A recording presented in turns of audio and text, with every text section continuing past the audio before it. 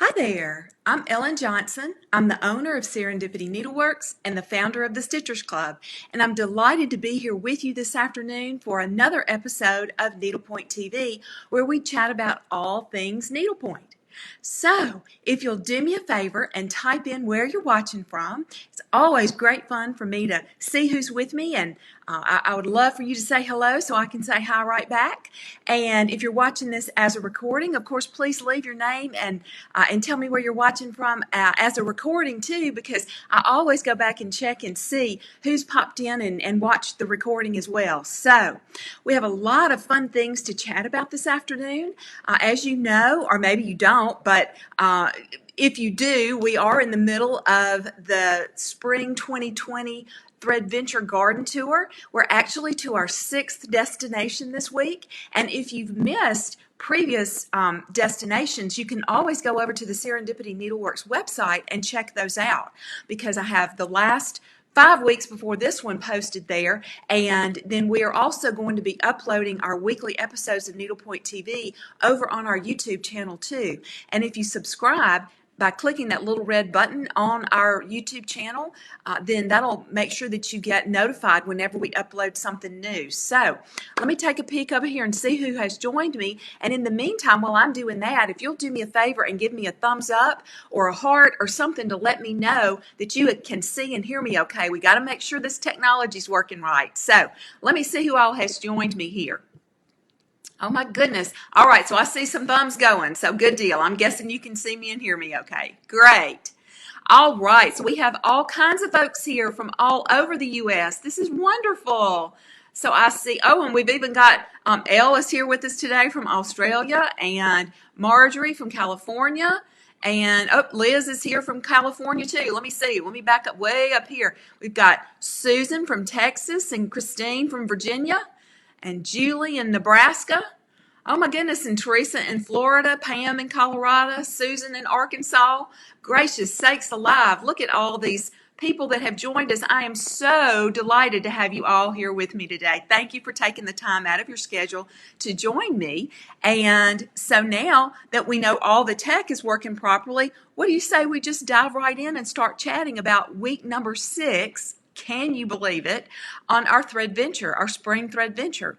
So if you haven't had a chance to do it yet, after we get off here, make sure you go over to the Serendipity Needleworks website, which is serendipityneedleworks.com. And let me do this for you. I'm going to go ahead and actually put that in the chat box for you in case you, by some chance, haven't had a chance to go over and see it. So that'll pop up in the chat here in just a minute. And then I want to make sure that, yeah, there it is. Okay, so if you would like to join, along with me or watch, I don't know if you have 2 devices, maybe it'd be better to do that after we get done, because I am going to share my screen. So let me actually do that really fast. I'm going to share my screen so you can see. This week's Threadventure is to Lotusland, which is in California. And I've actually not ever been to this particular botanical garden, but it has a very interesting history. You can see that beautiful lotus flower there. I'll have to admit, I'm one of those people. Actually, let me talk with you again a minute before we dive into this week's post, so you don't have to look at just a picture of a flower, although it's a beautiful flower. I really wasn't very, I guess you'd say, well versed in lotus flowers before this week. So as per my usual MO, I guess you'd say, I went down the proverbial rabbit hole and started looking up all the different things I could find out about lotus flowers and whether or not they would live in Alabama and all that kind of stuff. And so I discovered that there are 2 kinds of lotus flowers. There's the Asian lotus and the American lotus. And I'll be darned if the American lotus doesn't live in the southern part of Alabama in the Mobile-Tensaw River Delta. So if you get the weekly emails, then you'll know a little bit more. You'll get to read a little bit more about that. I'm not going to go into too much detail here, but I was intrigued to discover that there is a lotus flower that will, or a lotus plant that will live here in the in Alabama. So the flowers are bright yellow, and so the Asian flowers are typically pink, or varying shades of pink, and the American lotus is yellow. But one of the things that I did discover during my investigation, I guess you'd say, into the Lotusland out in California was some really interesting information about the lady who established that particular botanical garden. It's a nonprofit botanical garden, so that means that it operates based on, in this case, on private funding that was established through the form of a foundation by the lady who started the garden, and her name is, or was, Gana Walska, and she was a Polish opera singer, and she has a very interesting history. So those of you who are opera fans, I would suggest that you maybe take a peek into, and I'm going to share the website here with you in just a sec so you can see it. So you might want to hop over and check it out. I don't think she was incredibly talented as an opera singer, but she surely did love to sing, and she trained and tried and tried and tried, and it finally just gave up, and so dedicated the rest of her life to establishing this garden, and was really committed to creating a wonderful collection of very rare plants, and in fact was married over the course of her lifetime to 6 different people. Some husbands died, some they divorced. She was married to 4 very, very wealthy men.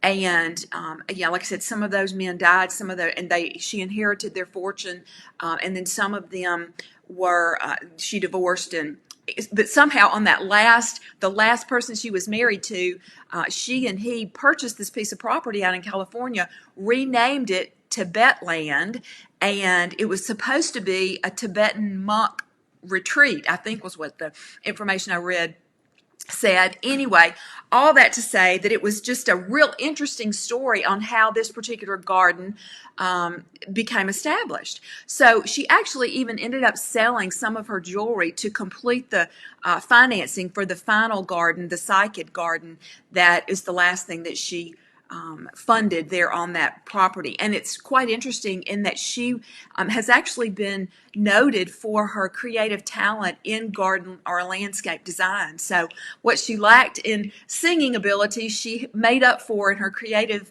talent when it comes to designing gardens. So I'm going to share now with you, for those of you who haven't had a chance to see it yet, this is Lotusland. All right.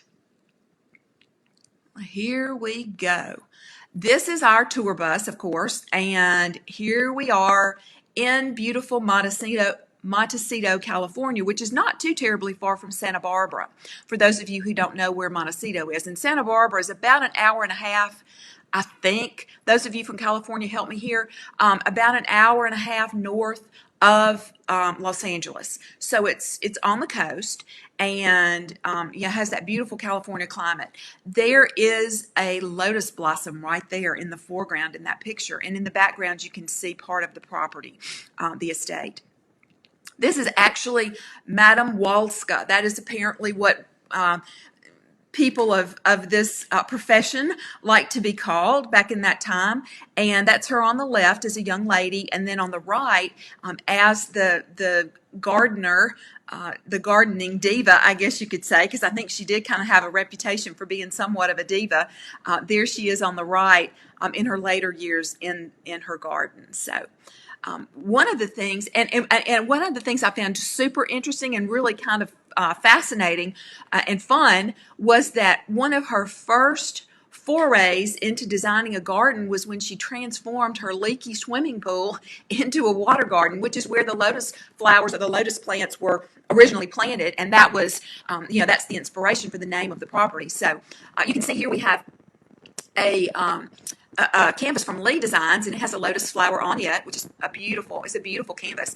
I love that. And of course, lotus flowers are not the only kinds of flowers that you're going to find on needlepoint canvases. I mean, if you are familiar at all with Jean Smith Designs, she does all kinds of floral canvases, has beautiful designs. And so, you could probably find everything, as I mentioned here on the blog post, everything from amaryllis to zinnias, and then everything in between too. So one of the things that I wanted to, of course, share with you today is the stitch, that the diagonal Romanian stitch is a great stitch for large flowers. So what do I mean when I say large flowers? Let me scroll on down just a little bit. These magnolia blossoms would be a wonderful example of a place that you could use the diagonal Romanian stitch. I want to also share with you, let me come back over here because I did do a stitch sample for you, and I want to share that with you here, but also it may be easier for y'all to see it if I share it because I just posted it on Instagram too. So let me pop over there and see if I can share that picture and you can see it perhaps better there. Yeah, you are definitely going to be able to see it there much better. So let me share my screen again with you, and so you should be able to see the diagonal Romanian stitch there on my screen. Do me a favor, if you would give me a thumbs up and let me know that you can see that picture of the diagonal Romanian stitch. And I'm seeing that some people are saying we're having some issues with sound. Hopefully, okay, so if you can see that, all right, we got a thumbs up. Hopefully the sound issue will straighten itself out. I'll try and talk a little bit louder because I know that I was, we see lots of sound issues. Okay, so here's what we're going to do. Hang tight. Take a look at that stitch. I'm going to run and grab something to see if I can make it a little bit better. Hang on.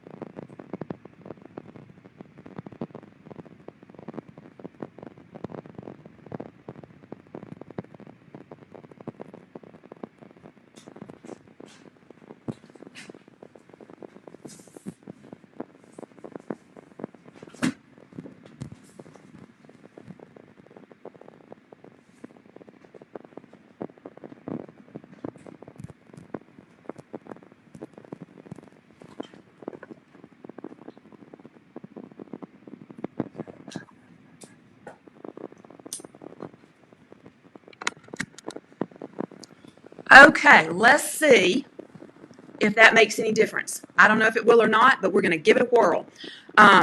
So back to our stitch at hand. We have the diagonal Romanian stitch there, and it's stitched in Karen Collection water lilies.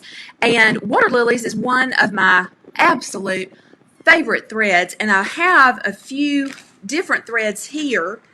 Let's see. I was going to share some of them with you so you could see. All right, so there's water lilies. And then I also had some Planet Earth 6-ply silk. Here's a water lilies that hasn't been wound yet into a ball. So, all right, and a lot of that is cotton. All right, so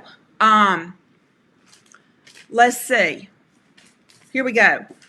I wanted to make sure that I shared with you some different threads that you can use on this particular stitch.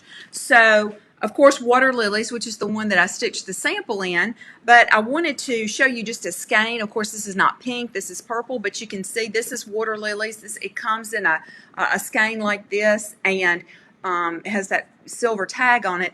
This is this is the thread that I shared with you in this week's blog post, so I give you the description. I think there's something like 250 plus colors in this particular thread, and there are 6 yards on a skein. And one thing that I've started doing with all of my overdyed threads is I have, instead of cutting them, I actually wind them into a ball. And so what that means is, for those of you who do any kind of knitting or crocheting, you know that you have to wind your skein of yarn into some sort of a ball or cake. Well, I do the same thing with my overdyed threads. I wind them into a ball like this, just a little bitty ball, and then I can pull off a piece of whatever length I need. Typically when I'm working with silk, it's around 16 inches long, and then once you cut it off, you tie a knot in the end that you just cut, and that tells you, which end is the one that you cut, so that when you're ready to thread up again, you know which end to thread into your needle. But the nice thing about rolling it into a ball rather than cutting the pieces or cutting the skein into individual pieces is that you retain the continuous or the continuation of the color the way it's established on the skein. So you don't have to worry about matching up ends. It's just, you just pull off what you need, cut, and then you just keep going until you run out. So, and that's one thing I do want to mention, that if you are using Caron Collection thread, you want to make sure that you buy enough in the same dye lot, because those threads are hand dyed, and because they are hand dyed, there is more of a tendency for hand dyed threads to have variations in color, and so you just want to make sure that you have enough in that particular dye lot to finish your project, because I've seen really wide variations between dye lots in the Caron Collection threads, and that goes for the solids as well as the over dyed ones. So just something to keep in mind. But I do love Lois's threads. They're beautiful, absolutely beautiful. Okay, so let's see. I mentioned water lilies. Soie Cristal, I have my list of threads here. So Soie Cristal is another thread, which is from the Caron Collection. It's a silk thread, just a silk embroidery thread.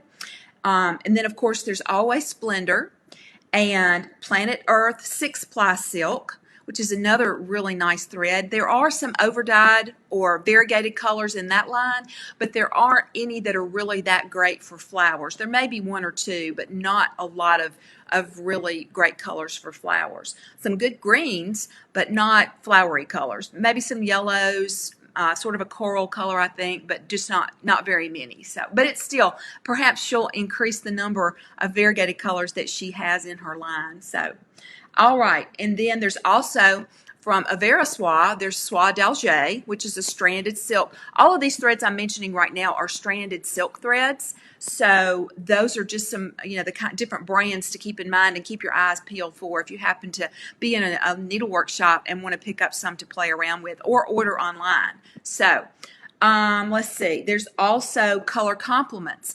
Color Compliments is a wonderful thread line, and she sells her threads on Etsy. So if you're interested in taking a peek at her things, she has some really pretty threads as well. And then there is Threadworks Overdyed Soie d'Alger, and Gloriana has 12-strand silk floss, but they also have a product called Floramel, and it is overdyed Soie d'Alger as well. So Soie d'Alger is available not only from Avera Soie, but also from Threadworks Overdyed and from Gloriana Overdyed. Let's see. And then we have, DMC 6-strand cotton embroidery floss, Weeks Dye Works, and the Gentle Art. Now, I'm seeing, all right, so we've got a mixture here. I'm looking over here to see. We have people who are saying that there's no sound or movement, just a picture, and then we also have somebody saying that it's coming in fine. So I don't know, y'all. I'm sorry. I don't know what's causing the problem, but I will tell you that the recording of this will be fine. So the recording will be uploaded into, if you're a member of the Stitchers Club, the recording will be uploaded into your member portal. And if you're not a member of the Stitchers Club, it will be live on the Facebook page here. And it will also be on our YouTube channel at some point in the not too distant future. So, all right. Okay, so maybe it was a Facebook issue. I'm seeing people who are saying they rebooted Facebook and it's okay now. So maybe it was Facebook. Maybe it wasn't the connection. I don't know. I can't explain it. It's just one of those technology things. But thanks for hanging in there with me. So, all right. So we've talked a little bit about the threads that you can use on the different, on your needlepoint canvases for flowers. One of the things I wanted to make sure that I shared with you was, a question that I get all the time is, how do you know which stitches that you can use for the different kinds of design components on your projects? So one thing I wanted to make sure that I shared with you today was, let me see, let me find that stitch diagram again. So I'm going to share my screen. So you should be able to see the stitch diagram now. You can see that this stitch has a directionality to it. So it's leaning towards the right. So if you look down here on this flower, you can, on this magnolia, you can see that some of the petals sort of lean to the left and some of them lean to the right. Well, if you have a canvas that you're trying to choose some stitches for, you want to make sure that if there is directionality on the canvas, that the stitches that you use are going to mimic that directionality. So if you have a flower petal leaning to the right, then you can use the diagonal Romanian stitch that's leaning to the right on a petal. And the reason I say you might want to use this one is because it's a medium-sized stitch. It's a good size to be able to use on a canvas where you have ample space to get the pattern repeat I guess, established. So what you would want to do, or what you'll want to do in this case, is, of course, you can use the diagonal Romanian stitch on the petals that slant to the right.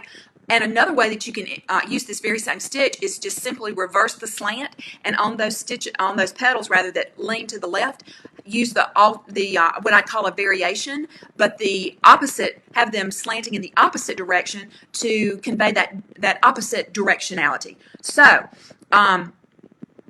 anyway, that is just some thought. And I see Sherry says she has a sound problem when I share my screen, so let me pop back on the screen and see if that makes it any better. We'll figure this out, I promise. So let's see, what we are going to chat just a minute or two more about is the fact that you can always find different stitches and threads that you can use on your needlepoint projects, but the main thing you want to keep in mind is you want the thread and this is particularly true, let me back up and say this is particularly true if you are working on a canvas that is a realistic looking design like the magnolia was that I just shared with you. So you want to have threads that are going to mimic the textures in real life. So in other words, for flower petals tend to be very soft, they're smooth, so a thread like silk or stranded cotton would be a good choice for flower petals. If you have a design that is a medium-sized design, or even a large-scale design like those magnolias were.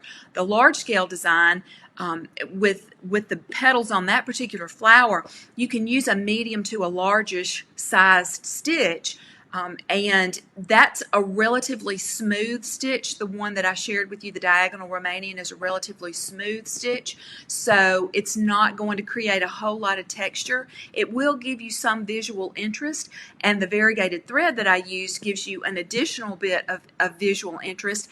That can also, if you have a more tonal thread like that one that I used was more of a tone-on-tone pink, then you can use that to create the shading, the subtle shading. If you have a flower that doesn't have any shading on it, but you want to maybe convey a sense of depth by the stitch and thread choice that you use, that's a way to do that. So, and again, like I was mentioning, for those of you that were having a hard time hearing, the directionality of the stitch, it's always a good idea to match the directionality of the stitch to the direction that the particular design component that you're working on has. So if something's leaning to the right, you want a stitch that conveys a rightward motion. Same thing is true if you have a design component that's leaning to the left, then you want a leftward leaning stitch.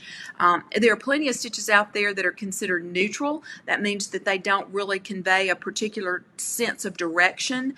Cross stitches would be one example of that. But so those are just some tips for helping you get some basics on how to begin to choose stitches and threads for your different projects. So we are coming up close to the very end of our time together here. I'm sorry some of you have had issues with sound. Hopefully you can catch the recording of this that'll be uploaded shortly, at least by tomorrow for sure. But if you have questions, you can always reach out to us at help@serendipityneedleworks.com. We're more than happy to help. And we will be back here again next week at 3 o'clock Central Time. For those of you who are members of the Stitchers Club, we have Canvas Call happening at 4 o'clock, so that's in 30 minutes. I will see you all on our Zoom call. And until next time, have a wonderful rest of your day and happy stitching. Bye for now.